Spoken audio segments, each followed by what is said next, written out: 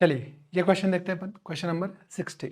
Question number 60 जो है वो फ्रिक्शन का क्वेश्चन है और आसान सा क्वेश्चन देखते हैं। In the arrangement of the figure 1.9 जो कि गिवन है, the masses m0, m1 and m2 of bodies are equal, मतलब m1, m2 और m0 जो है वो सेम है, ठीक है। The masses of the pulley and the thread are negligible and there is no friction in the pulley.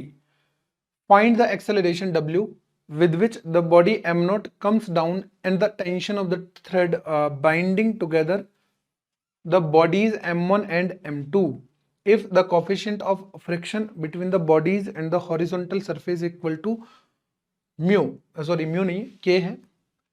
Consider possible cases. तो अपने पास जो फ्रिक्शन है वो यहाँ पे गिवन है दोनों ही बॉडीज के बीच में, ठीक है।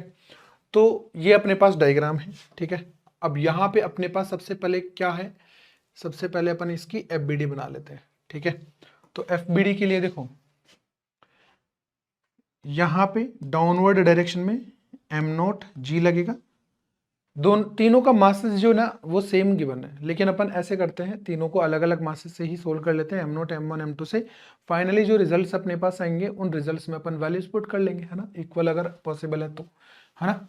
तो उसी के हिसाब से अपने पास बन जाएगा। देखो यहाँ पे m1 g और यहाँ पे m2 g और यहाँ पे मान लो नॉर्मल बन गया m1, यहाँ पे नॉर्मल बन गया m2, ठीक है। और जो फ्रिक्शन है वो इधर लगने वाला है, लेट्स से F1, और इधर फ्रिक्शन लगने वाला है F2, ठीक है। तो F1 और F2 की जो लिमिटिंग वैल्यूज है ना, वो कितनी हो जाएगी। फ्रिक्शन कोफिशिएंट दे रखा है अपन को, K दे रखा है, ठीक है ना। तो फ्रिक्शन कोफिशिएंट हो गया K ऑफ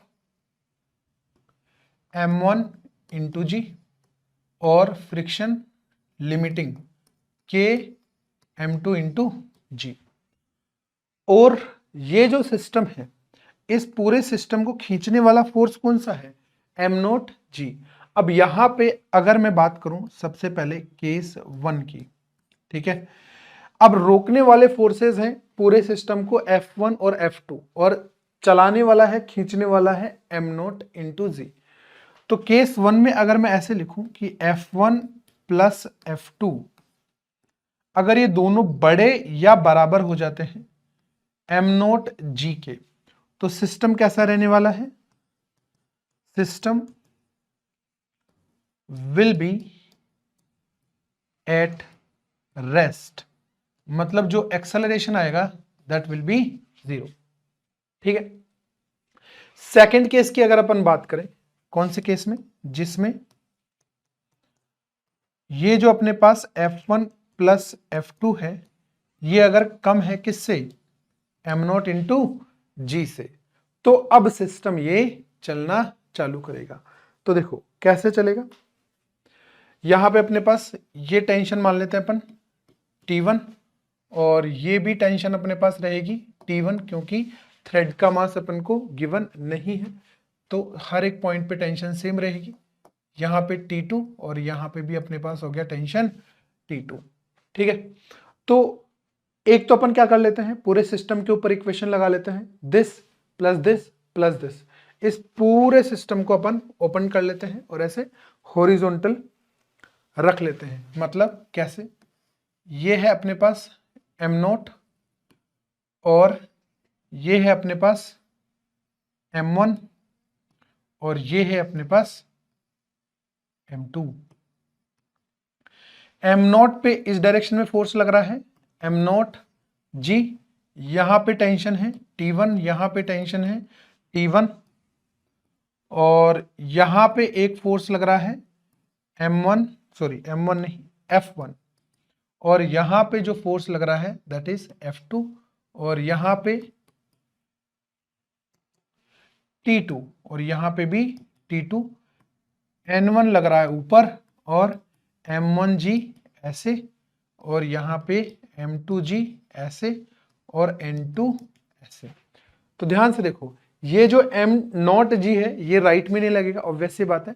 अपन ने सिस्टम अप्रोच यूज की है, इसमें क्या किया है अपन ने, ये जो पूरा सिस्टम है ऐसे घुमा हुआ, इसको अपन ने क्या कर लिया, एक पूरा एक सिस्टम बना लिया, या फिर मैं बोलूँ एक पूरा मैंने ब्लॉक बना लिया।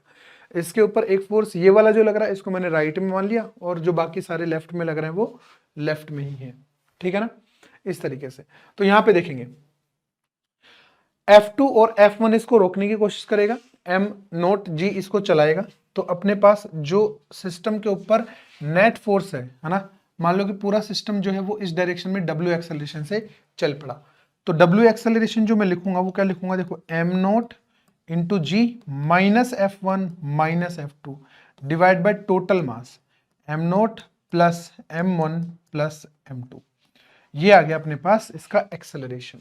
और F1 और F2 की वैल्यू अपन को पता है, तो ये वैल्यू अपन पुट कर सकते हैं m0g माइनस के m1g और माइनस के m2g divide by m0 plus m1 plus m2, ठीक है। ये अपने पास एक्सेलरेशन आ गया। अब मेरे को चाहिए ये टेंशन T2, तो मैं केवल और केवल m2 के ऊपर इक्वेशन लगाऊंगा, है ना। तो T2 के लिए देखो क्या कर सकते हैं अपन, T2 के लिए मैं केवल m2 के ऊपर इक्वेशन लगाऊंगा। m2 के ऊपर एक्सेलरेशन अपने पास w लेफ्ट साइड में है, तो यहां पे लिखेंगे अपन T2 minus F2 equal to m2 into W.